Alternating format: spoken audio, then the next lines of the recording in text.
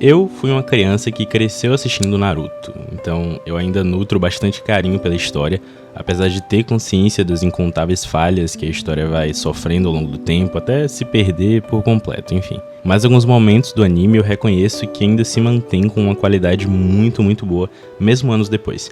Momentos que podem ter vídeos próprios só pra si, tem o arco dos Zabuza, o exame Chunin, o resgate do Sasuke, isso só no clássico. Ok que boa parte do Shippuden são os momentos em que a história começa a se perder e a negligenciar algum de seus melhores personagens, mas hoje eu quero falar aqui de coisa boa, ou pelo menos coisa bem feita. Num dos primeiros arcos de Naruto Shippuden, o time 10, que é o do Shikamaru, da Ino e do Choji, estão basicamente numa missão contra a Akatsuki, o grupo vilanesco da história. E rola uma luta incrivelmente bem feita entre principalmente o Shikamaru e o Asuma, que é o seu mestre de longa data, contra aqueles dois membros da Akatsuki. Mas não é essa luta que eu quero analisar aqui hoje, apesar de ser um ponto alto do Shippuden sim. Mas eu quero falar do que vem depois, porque algo de certa forma inesperado aconteceu.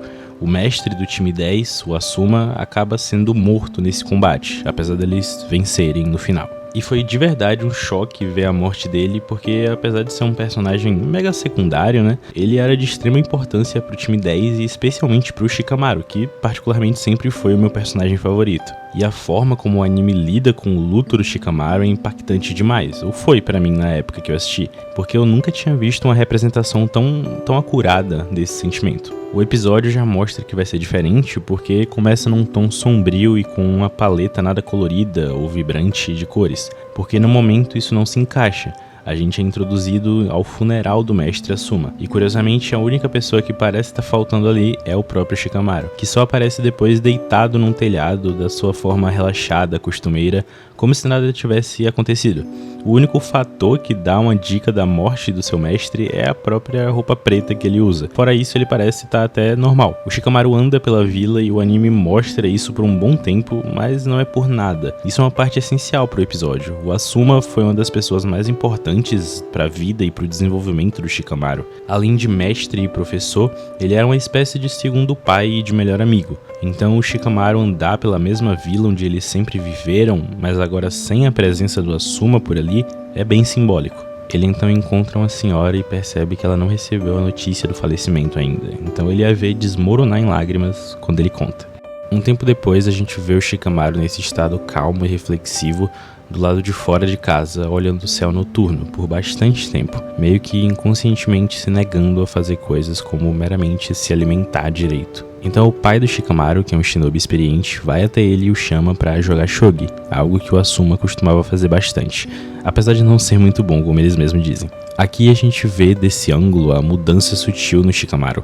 O pai dele começa a falar sobre o ocorrido, enquanto o filho tá jogando de um jeito desleixado e desinteressado, como pode ser visto na posição dele.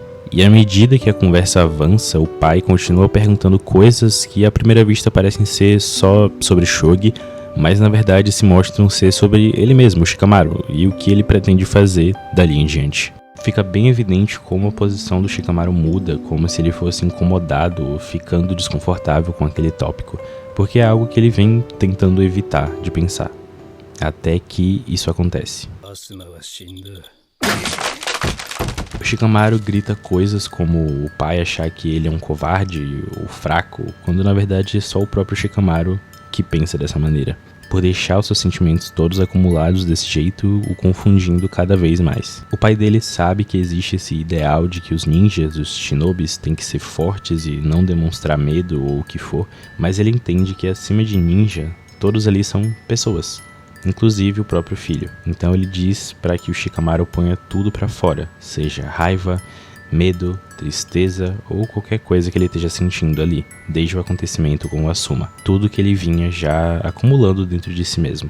E essa cena em que o Shikamaru percebe que está prestes a desabar e o pai dele deixando o filho lá com privacidade para fazer isso e a gente só conseguindo ouvir o grito de luto do Shikamaru, isso nunca falha em me deixar totalmente arrepiado. A gente acompanhou esses personagens por muitos episódios até aqui e a gente se importa com eles e suas lutas, sejam externas ou internas, e sinceramente esse momento de batalha interna do Shikamaru me interessa bem mais do que muita luta de poder que rola mais pra frente sem nenhum impacto sentimental pra quem tá assistindo. Quando o Shikamaru vai até o túmulo do Asuma, finalmente se desculpando pelo atraso e homenageando o seu mestre, seu amigo, é lindo.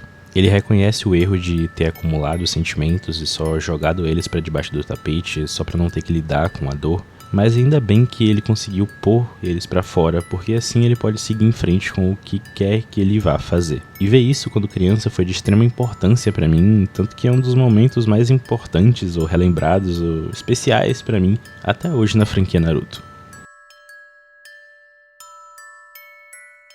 Oi, meu nome é Pedro, muito obrigado por chegar até aqui no final de mais um vídeo do Página 42. Eu adorei fazer esse vídeo, como sempre, porque eu adoro falar sobre as coisas que eu gosto, e as coisas que me marcam, e as coisas que são importantes pra mim. É muito importante também saber se você gostou desse vídeo, então se esse foi o caso, comenta aí alguma coisa, o que você achou, seja do vídeo em si, ou do tema, ou algo de Naruto, enfim. Muito obrigado por ter chegado até aqui, por hoje é só, fica bem, e até a próxima.